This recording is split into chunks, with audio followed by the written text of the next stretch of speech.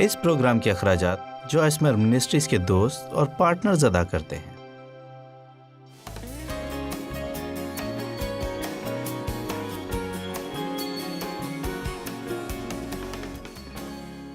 فلپیوں 4 باب اس کی 5ویں آیت۔ ہم بہت خوفزدہ ہوتے ہیں کہ اگر ہم اپنی دیکھ بھال نہیں کریں گے تو کوئی دوسرا نہیں کرے گا۔ جو آپ جانتے ہیں، میں یہ نہیں کہنے والی کہ جب بھی کچھ بھی آپ چاہتے ہیں خدا وہی کرے گا۔ ہو سکتا ہے یہ آزمائش ہو یا شاید صبر کا امتحان ہو۔ کبھی بھی 1 منٹ کے لیے بھی ایسا نہ سوچے کہ آپ کو آزمایا نہیں جائے گا، کیونکہ دشمن آپ کو یہ سوچنے پر مجبور کرے گا کہ آپ کو پروجیکٹ واپس کرنے کی ضرورت ہے، کیونکہ خدا کام نہیں کر رہا۔ اور تبھی آپ کو یہ کہنے کی ضرورت ہے مجھے پرواہ نہیں، چاہے کتنا بھی وقت لگے، میں اپنی ہی دیکھ بھال کرتے رہنے کی کوشش میں اپنی زندگی نہیں گزاروں گی۔ میں نے اپنا آپ خدا کے حوالے کر دیا ہے اور میں پیچھے نہیں ہٹوں گی۔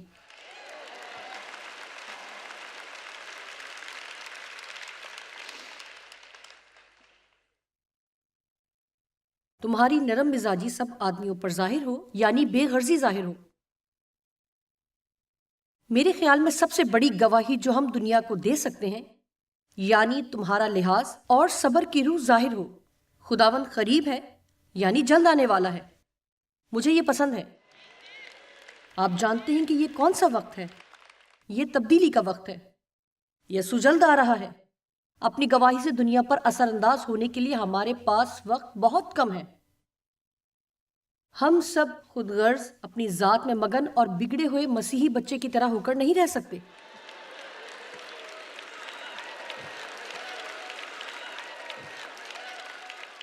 میں آپ سے اور خود اپنے آپ سے کہہ رہی ہوں، یہ اچھا میرے بارے میں کیا خیال ہے؟ یہ اچھا نہیں ہے۔ جہاں میں کام کرتی ہوں وہاں صرف میں ہی مسیحی ہوں، اور آج کسی نے بھی میری تعریف نہیں کی۔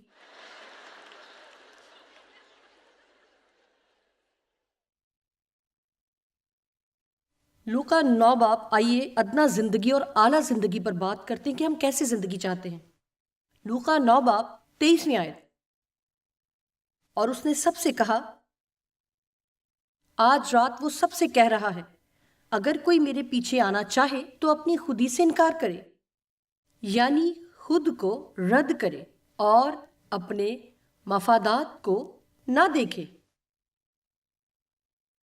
اپنی ذات کا انکار کرے، ہر روز اپنی صلیب اٹھائے اور میرے پیچھے ہو لے، یعنی ثابت قدمی سے پیوستہ رہے، میری زندگی جیسی مثال قائم کرے، اگر ضرورت ہو تو موت بھی۔ کیونکہ جو کوئی اپنی جان بچانا چاہے وہ اسے کھوئے گا، اور جو کوئی میری خاطر اپنی جان کھوئے وہی اسے بچائے گا اور محفوظ رکھے گا، یعنی ابدی موت کی سزا سے بچائے گا۔ اور آدمی اگر ساری دنیا کو حاصل کرے اور اپنی جان کو کھو دے یا اس کا نقصان اٹھائے تو اسے کیا فائدہ ہوگا؟ آمین۔ ہمیں اعلیٰ زندگی مہیا کی گئی ہے۔ جب ہم خود غرضی سے ہمیشہ یہ سوچتے ہیں کہ ہم کیا حاصل کر رہے ہیں اور کیا حاصل نہیں کر رہے، تب ہم ادنا زندگی گزارتے ہیں، جبکہ خود کو خدا کے سپرد کرنا اور ہر روز یہ کہنا کہ میں تیرے لیے کیا کر سکتی ہوں، یہی اعلیٰ زندگی ہے۔ اپنی نجات کے قیام کے لیے خدا کو 12 نکات پیش کرنے کے بجائے میرے خیال میں یہ واپس پلٹنے کا وقت ہے۔ دیکھیں، میں یہ سب جانتی ہوں۔ اچھا ہے خدا، اگر اب میری فتح نہ ہوئی تو میں آگے نہیں جا سکوں گی۔ میرا مطلب ہے آج تیری آواز سننے کے لیے میں اس کانفرنس میں جا رہی ہوں، اور مجھے تجھ سے کلام چاہیے۔ میرا مطلب ہے آپ کلام سے اس قدر بھرے ہوئے ہیں کہ وہ باہر امڑنے ہی والا ہے۔ پھر خدا سے کلام لینے کا کہہ رہے ہیں، مجھے کلام چاہیے۔ اچھا، میرے پاس ایک کلام ہے، خود غرضی ختم کریں، خود کو خدا کے سپرد کریں، جہاں بھی جائیں دوسروں کے لیے برکت بننے میں مصروف ہو جائیں، پھر آپ کی زندگی بہت عظیم ہوگی، یہاں تک کہ آپ کو ان کا اختتام بھی معلوم نہ ہوگا۔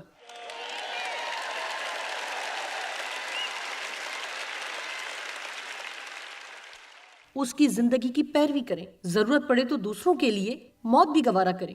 اور حقیقت میں ایسا نہیں سوچتی کہ یہ جسمانی موت کی بات ہو رہی ہے، یہ خود ہی کو مارنے کی بات ہو رہی ہے۔ پولس نے کہا، میں مسیح کے ساتھ مصلوب ہوا ہوں، اور اب میں زندہ نہ رہا بلکہ مسیح مجھ میں زندہ ہے۔ اب میں آپ کو بتانا چاہتی ہوں کہ یہ بات اس نے اپنی تبدیلی کے 20 سال بعد کہی۔ لہٰذا آپ کے لیے بھی یہ تسلی بخش ہونا چاہیے کیونکہ آپ کو بھی کافی عرصہ ہو گیا ہے اور اس لیے اگر آپ کو تبدیل ہوئے مستقبل میں 20-30 سال ہو گئے ہیں تو بھی دیر نہیں ہوئی۔ آپ کہیں کہ اب خدا کے بیٹے پر ایمان لانے کے بعد جو زندگی میں جسم میں گزارتا ہوں، میں زندہ نہ رہا بلکہ مسیح مجھ میں زندہ ہے، جس نے اپنے آپ کو میرے لیے موت کے حوالہ کر دیا۔ اگر مسیح ہماری خاطر موا تو قانونی اور روحانی طور پر ہم اس کے ساتھ موئے اور ایک نئی زندگی کے ساتھ مردوں میں سے جی اٹھے، تو ہم اس نئی مخلوق ہونے کی حقیقت کے مطابق زندگی کیوں نہیں گزارتے جو کہ اصل میں ہم ہیں؟ خدا آپ سے پیار کرتا ہے، آپ کے لیے اچھا منصوبہ رکھتا ہے، وہ آپ کی دیکھ بھال اور محافظت چاہتا ہے، آپ اس کے فرزند ہیں۔ آپ جانتے ہیں خود غرضی دراصل زمین کے بننے سے پہلے لوسیفر کے ذریعے شروع ہوئی، جیسا کہ آپ جانتے ہیں یسایہ 14 باب میں 12 سے 14 آیت تک ہم دیکھتے ہیں یہ دلچسپ آیات یہاں ہیں، یسایہ 14 کی 12 سے 14۔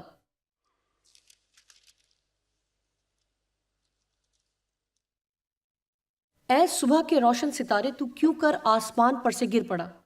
اے قوموں کو پست کرنے والے، تو کیوں کر زمین پر پٹکا گیا؟ یعنی اے کفر بکنے والے اور بابل کے شیطانی بادشاہ، تو کیوں گرایا گیا؟ تو اپنے دل میں کہتا تھا، اب یہ سنیں، میں آسمان پر چڑھ جاؤں گا، میں اپنے تخت کو خدا کے ستاروں سے بھی اونچا کروں گا، اور میں شمالی اطراف کے جماعت کے پہاڑ پر بیٹھوں گا، میں بادلوں سے بھی اوپر چڑھ جاؤں گا، میں خدا تعالیٰ کی مانند ہوں گا۔ میں اور پھر جواب آتا ہے، لیکن تو پاتال میں گڑھے کی تہ میں اتارا جائے گا یعنی مردوں کے علاقے میں ڈالا جائے گا۔ جانتے ہیں کہ لوسیفر کو بھی تخلیق ہی کیا گیا تھا، اس کا جسم موسیقی کے آلات سے بنا ہوا تھا اور وہ پرستش کرنے والے فرشتوں کا لیڈر تھا۔ میرے خیال میں اس کی ہر حرکت سے موسیقی کے مختلف سازوں کی آواز آتی تھی، اور اس نے اپنی مرضی سے خدا کی بغاوت کی۔ خدا اس میں دلچسپی رکھتا ہے، اور اس نے ہمیں ایسا نہیں بنایا کہ ہم کچھ غلط نہ کر سکیں، بلکہ اس نے ہمیں اس طرح بنایا کہ ہم نیکی یا بدی کر سکتے ہیں۔ یہ ہم پر منحصر ہے، وہ روبوٹس یا کٹ پتلی نہیں چاہتا، وہ چاہتا ہے کہ ہم اس کا انتخاب کریں، ہمیں اپنی آزاد مرضی سے اس کی مرضی کا انتخاب کرنا ہے۔ آئیں، خدا آپ کو اپنی مرضی بتاتا ہے، اور پھر اس نے کہا، تیرے سامنے زندگی اور موت کو رکھا ہے، اب تو چن لے۔ یشوا نے کہا، آج ہی تم اسے جس کی پرستش کرو گے چن لو۔ اب رہی میری اور میرے گھرانے کی بات، ہم خداوند کی پرستش کریں گے۔ اچھا، لوسیفر نے کہا، میں، اور خدا نے کہا، نہیں، تم نہیں۔ لوکا 10:18 میں بائبل کہتی ہے کہ یسوع نے شیطان کو بجلی کی طرح آسمان سے گرتا دیکھا ہے، اسے آسمان سے نکال دیا گیا، اور آپ پسند کریں یا نہ کریں وہ زمین پر ہی رہتا ہے، یعنی زمین اور آسمان کے درمیان فضا میں موجود ہے۔ آپ میں سے کچھ کہیں گے، اوہ، ہم شیطان کے بارے میں کیوں بات کر رہے ہیں؟ میں آپ کو بتاتی ہوں کہ کتنی ہی سال میں چرچ جاتی رہی، لیکن میں نے کبھی بھی ابلیس کے بارے میں کلام نہیں سنا۔ میں یہ سمجھتی تھی شاید یہ ایک دوست کی طرح ہے جو ہالووین پر لمبی دم کے ساتھ لال پاجامہ پہنے ہاتھ میں 2 شاخہ پکڑے ہوئے ہے۔ مجھے یہ معلوم نہیں تھا میری زندگی کی تباہی کا بانی وہ ہے،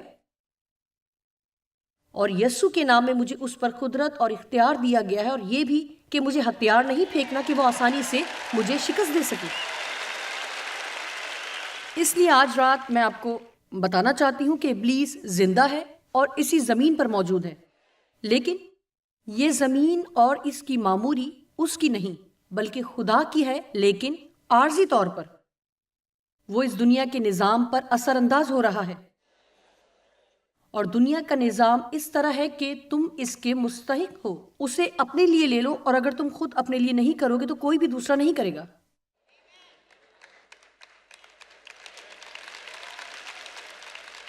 ہم بہت ترقی کر چکے ہیں، اور ہمیں اس سوچ سے لڑنا ہے اور کہنا ہے، نہیں، میرے لیے خدا کی یہ مرضی نہیں، یہ شیطان ہے جو ایسا چاہتا ہے، اور اگر میں اپنی زندگی اپنا خیال رکھنے میں گزار دوں گی تو جو خدا میرے لیے چاہتا ہے اسے کھو دوں گی۔ میں آپ کو بتاتی ہوں کہ خدا آپ سے زیادہ بہتر آپ کی حفاظت کر سکتا ہے. خدا آپ کے لیے وہ دروازے کھول سکتا ہے جو آپ خود کبھی نہیں کھول سکتے، اور آپ کو مشکل سے دور رکھنے والے دروازے بند کر سکتا ہے. آپ جہاں بھی جائیں خدا آپ کی حمایت کر سکتا ہے. خود اپنے لیے دروازے کھولنے کی کوششیں بند کر دیں اور ہر جگہ خدا سے اپنی حمایت کو مانگیں. جب آپ نوکری کی درخواست دینے جائیں تو اپنی بڑائی سے ان کو متاثر کرنے کی کوشش نہ کریں. میرا مطلب ہے انٹرویو اچھا دیں، اپنی مہارت بتائیں، لیکن خدا سے کہیں اگر تو ہی یہ نوکری مجھے نہ دے تو میں خود سے حاصل نہیں کر سکتا. مجھے تیری حمایت چاہیے اور تیری ہی وجہ سے میں انہیں پسند آؤں گی. مجھے تیری حمایت چاہیے اور تیری ہی وجہ سے میں انہیں پسند آؤں گا. جب خدا ان کے دل میں ڈالے کہ آپ کو پسند کریں تو یہی خدا کی حمایت ہوتی ہے، حالانکہ وہ اس کی وجہ بھی نہیں جانتے. میں نے یہ سب